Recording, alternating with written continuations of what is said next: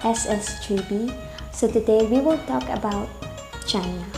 So are you ready to know more about China? So let's start. I know that you are all familiar to the term made in because we used to read or see it in the things that we buy in the supermarket or in the mall. Aminin mo, fan ka ng mga gamit na made in China dahil sabi nga nila, pag made in China, mura. So China has one of the oldest civilization.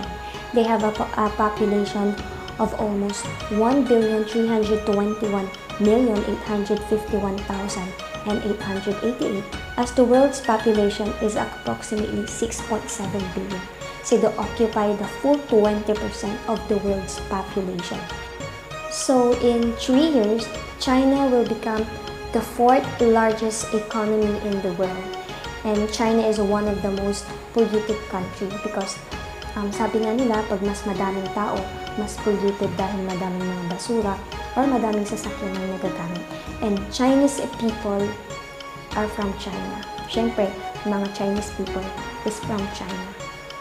Diba? Hindi naman sila pwedeng maging sa Philippines kasi they are Chinese. Char. So now, let me introduce to you the flag of the China, which you can see there. Diba?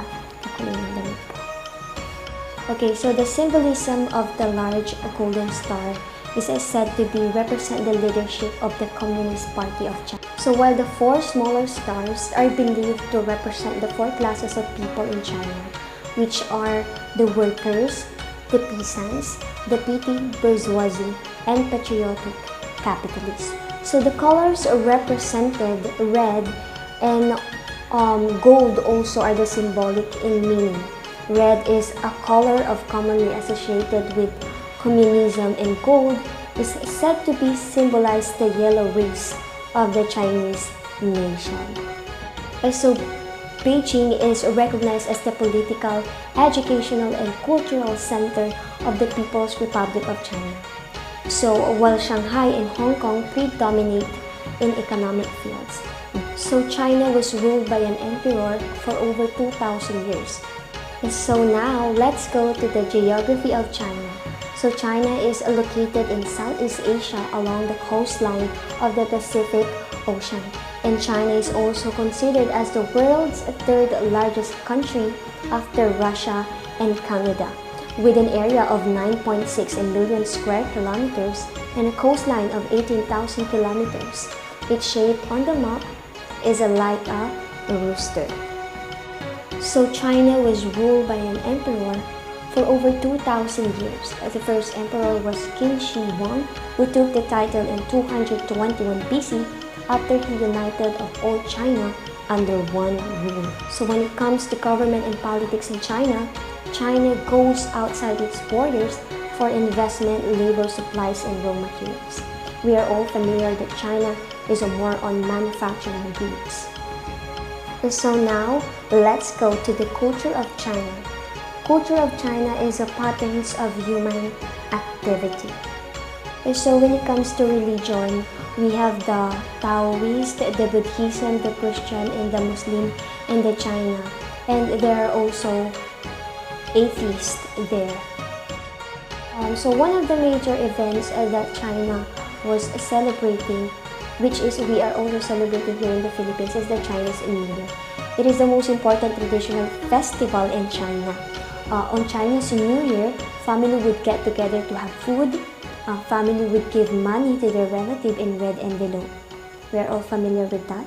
And people will all dance, sing, and play firecrackers. And I think we adapt this kind of culture to China, which is we also do in Philippines when it is a New Year.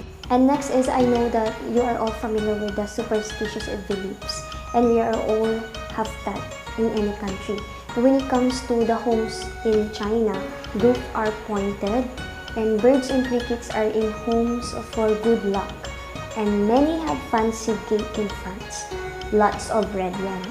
Napapansin natin, pag nakakita tayo ng red, parang pumapasok sa isip natin agad is China.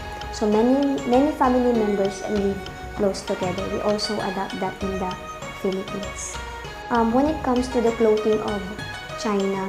Long ago, they used fancy hats, grass cone hats, use of silk. In Chinese culture, there are three central colors, and these are the red, the black, and the white. But now, today, Chinese people wear clothes just like us.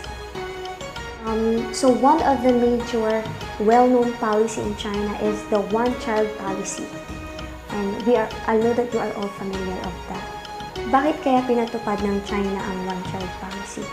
Kanina nga natakot ko that China has a population explosion. And China has about 400 million fewer people today than it could have. Since na naisabatas or naipanukala yung the one-child policy which is introduced in 1979. So kung iisipin mo, 400 million yung nabawas doon sa billion na population sa China because of the one-child policy. So now, it's time for trouble. Please fasten your seatbelt as we go and see the different tourist spots in China.